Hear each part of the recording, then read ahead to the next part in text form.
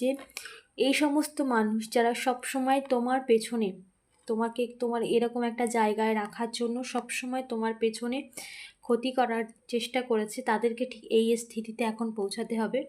কারণ ইউনিভার্স সেখানে সোর্স তুলে নিয়েছে এবং ভীষণ ক্রোধের মুখে, তারা ঈশ্বরের ক্রোধের মুখে। কারণ তারা তাদেরকে কন্টিনিউ সাইন দেওয়ার পরেও তারা নিজেদেরকে অ্যালার্ট করেনি, নিজেরা নিজের মন মর্জির মতো চলে গেছে। তো এখানে ইউনিভার্স ভীষণ একটা ক্রুদ্ধ হয়ে রয়েছে, যেটা আমার স্ট্রং চ্যানেলিং হচ্ছে। এবং তারা সবসময় চেয়েছে তোমাকে এইরকম পরিস্থিতিতে রাখতে, এবং তারা পেছন থেকে শুধু চাল চেলে গেছে। তো এখন ইউনিভার্স তাদেরকে এই পর্যায়ে নিয়ে যাচ্ছে, পুরোপুরি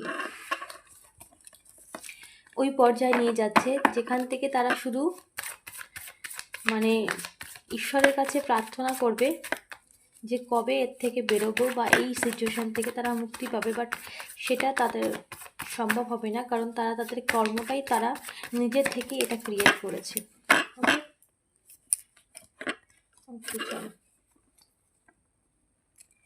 দেখো, তাদের সমস্ত উইশ কিন্তু, তাদের যা স্বপ্ন ছিল এবার সবগুলো রিভার্স গেছে। এই সমস্ত মানুষের যা স্বপ্ন ছিল সমস্ত কিছু রিভার্স গেছে।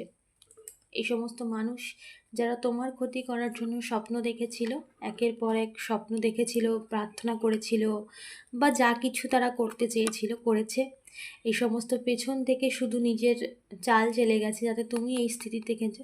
কিন্তু এখন তাদের এই স্বপ্ন তাদের নিজেদের জীবনে ম্যানিফেস্টেশন হবে, বা